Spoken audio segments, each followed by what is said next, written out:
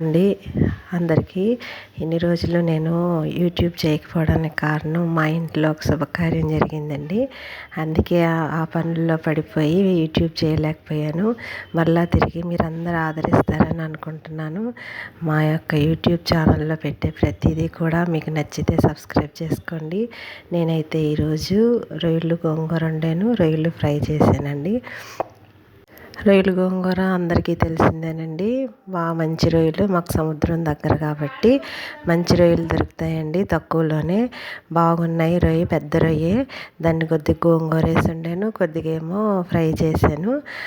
మరి గోంగూర ఎలా చేశానంటే అన్నీ కలిపెట్టేశానండి. ఫస్ట్ రొయ్యల్లోని ఉప్పు, కారం, మరి ఇదేంటి ఉల్లిపాయలు, పచ్చిమిరపకాయలు, టమాటా, నూనె అన్నీ వేసి కలిపెట్టి నీరంతా ఇనికిపోయిన తర్వాత ఇంకొద్ది నీళ్ళు పోయాలండి, అంటే రొయ్య ఉడకడానికి.